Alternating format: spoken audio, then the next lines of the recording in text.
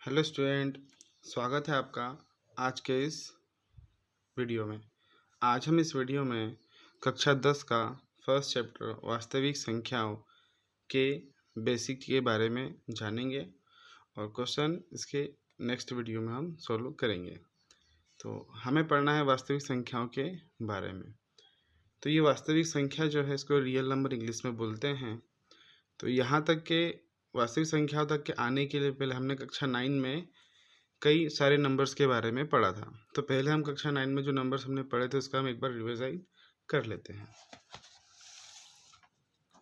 तो फर्स्ट हमने जो कक्षा 9वीं में पढ़ा था वो पढ़ा था प्राकृतिक संख्याओं के बारे में। प्राकृत संख्या,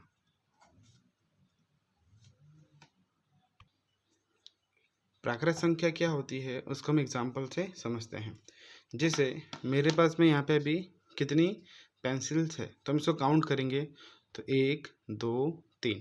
तो मैंने यहाँ पे इसको स्टार्ट कहाँ से करा? 1 से स्टार्ट करा। मैंने इसको 0 से स्टार्ट नहीं करा। तो वे संख्याएं जो हमें प्रकृति से प्राप्त होती है उनको हम क्या बोलते हैं? प्राकृत संख्याएं। तो प्राकृत संख्या कहाँ से स्टार्ट होती हैं? 1 से। 1 2 3 4 ऐसे कहाँ तक जाएगी? ये अनंत तक के चली जाएगी। उसके बाद दूसरे नंबर पर हम क्या पढ़ते हैं? पूर्ण संख्या। अब पूर्ण संख्या क्या होती है देखें, इसको ऐसे समझेंगे। जैसे मेरे पास में अभी कितनी पेंसिल है? 3 पेंसिल है। 1 2 3। अगर मैंने इसको हटा दिया तो अब मेरे पास कितनी पेंसिल है? 1 2। तो यहाँ से मैंने इसको हटा दिया। अब कितनी पेंसिल है? 1 पेंसिल है ना। अगर मैंने इसको भी हटा भी दिया तो मेरे पास में क्या है? एक भी पेंसिल नहीं है। तो ये मेरे पास में क्या है? शून्य पेंसिल है ना। तो पूर्ण संख्या वही संख्याएं होती हैं जिसमें हम जब शून्य को भी ऐड कर देते हैं। जो प्राकृत संख्या होती है उसमें क्या ऐड कर देते हैं हम? शून्य को भी जब ऐड कर देते हैं तो वहाँ से कौन संख्या बन जाती है? हमें पूर्ण संख्या। 0 1 2 3 4 ये भी कहाँ तक जाएगी? अनंत तक के जाएगी। उसके बाद में जो तीसरी संख्या आती है पूर्णांक संख्याएं। अब पूर्णांक संख्याएं क्या होती हैं? जैसे हम भारत में रहते हैं तो भारत में अलग अलग राज्य में अलग अलग टेम्परेचर होता है। जैसे अगर हम गोवा में बात करें तो या महाराष्ट्र में बात करें तो वहाँ का टेम्परेचर जो होता है गर्मियों के टाइम में 50 डिग्री चले जाता है ना, लगभग लगभग। और वहीं अगर हम ठंडी के टाइम में अगर हम बात करें, हमारे जम्मू कश्मीर की बात करें या श्रीनगर की बात करें या लेह या लद्दाख की बात करें, तो वहाँ का जो टेम्परेचर है वो क्या में चले जाता है? माइनस में चले जाता है ठंडी में, है ना। तो पूर्णांक संख्या में क्या होता है कि वे संख्याएं होती हैं जिसमें माइनस के भी नंबर हो, जैसे -1 -2, और उसमें धनात्मक भी संख्या हो, प्लस का 1 प्लस का 2। ये भी कहाँ तक जाएगा? अनंत तक के। ये माइनस में अनंत तक के और इधर ये प्लस में अनंत तक के जाएगा। तो उसको हम क्या बोलते हैं? पूर्ण संख्याएं बोलते हैं। इसके बाद चौथे नंबर पर हम पढ़ेंगे सम संख्याएं होती हैं। सम संख्या, ठीक। सम संख्या क्या होती है? वे संख्याएं जिसमें 2 से भाग चला जाए, है ना। तो क्या आता जनरली? 2 4 6 8 10 12 ये सारी संख्या कौन सी है? सम संख्या। पांचवें नंबर पे विषम संख्याएं। विषम संख्या, विषम संख्या कौन सी संख्या होती है? जिसमें 2 से भाग नहीं जाता, जैसे 1 3 5 7 9 अनंत तक के भी, ठीक। इसके बाद में विषम संख्या के बाद में पढ़ते हैं हम छठे नंबर पे परिमेय संख्या। परिमेय संख्या, परिमेय संख्या की डेफिनेशन में कक्षा 9 में पढ़ी थी। क्या पढ़ी थी? कि वह संख्या जिसे हम P/Q के रूप में लिख सकते हैं, वो संख्या को हम क्या कहते हैं? परिमेय संख्या कहते हैं। लेकिन यहाँ पे कंडीशन थी कि जो Q की वैल्यू किसके बराबर नहीं होनी चाहिए? 0 के बराबर में नहीं होना चाहिए। और जहाँ पे ये जो P है और ये जो Q है ये दोनों क्या होने चाहिए? पूर्णांक होने चाहिए। पूर्णांक संख्याएं होनी चाहिए, है ना। P की वैल्यू हम कुछ भी ले सकते हैं, प्लस माइनस जो लेना ले सकते हैं। उसके बाद में 7वें नंबर पे क्या था? अपरिमेय संख्या। अपरिमेय संख्या, अपरिमेय संख्या कहलाती है जिसे हम P/Q के रूप में नहीं लिख सकते,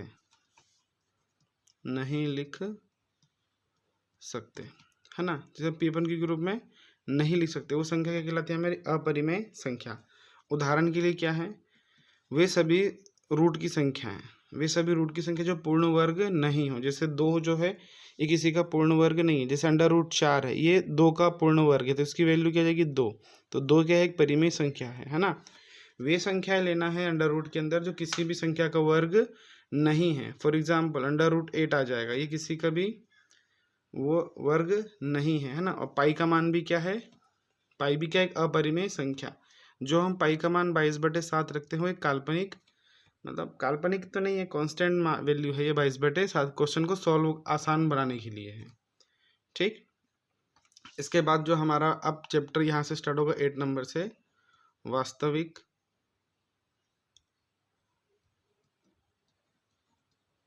संख्या। अब वास्तविक संख्या क्या कहलाती है? वास्तविक संख्या कुछ नहीं है, ये जो परिमेय संख्या हमारी, परिमेय प्लस अपरिमेय, ये जब दोनों संख्या को हम जोड़ देंगे, है ना। जोड़ने का मतलब संपूर्ण परिमेय संख्या है और संपूर्ण अपरिमेय संख्या है, जब दोनों को हम एक ही जगह में जोड़ लेंगे तो उसको हम क्या बोलते हैं? वास्तविक संख्याएं। जैसे प्राकृतिक संख्या है, प्राकृतिक संख्या में जब हम क्या जोड़ देते हैं? 0 जोड़ देते हैं उस पूरे ग्रुप को। प्राकृतिक संख्या का ये पूरा ग्रुप है, इस पूरे ग्रुप में जब हम क्या जोड़ देते हैं? 0 को ऐड कर देते हैं, तो उसको हम क्या बोलते हैं? पूर्ण संख्या बोलते हैं। इसी प्रकार से जब हम परिमेय संख्या और अपरिमेय संख्या दोनों की संख्याओं के जो ग्रुप है उनको अगर हम जोड़ देंगे तो उससे हमारा कौन सी संख्या बन जाएगी? वास्तविक संख्याओं का ग्रुप बन जाएगा, ठीक है। तो वास्तविक संख्या की डेफिनेशन क्या है? वे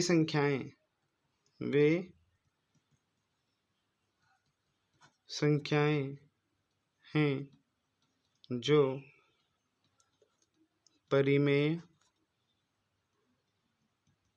और अपरिमेय संख्याओं से मिलकर बनी है, ठीक। वास्तविक संख्या वे संख्या जो परिमेय और अपरिमेय संख्याओं से मिलकर के बनी है, वो सारी संख्या कौन सी है? आपकी वास्तविक संख्याएं हैं, ठीक। अब इसके बाद हमारे जो बुक में टॉपिक है भाज्य संख्याएं, मतलब जो अगला टॉपिक है वो भाज्य और अभाज्य का है ना। तो उसको समझेंगे। न्यू टॉपिक क्या है? भाज्य। तो भाज्य संख्या कौन संख्या कहलाती है? वे संख्याएं जिसमें एक और स्वयं के अलावा अन्य किसी और संख्या से भाग चला जाए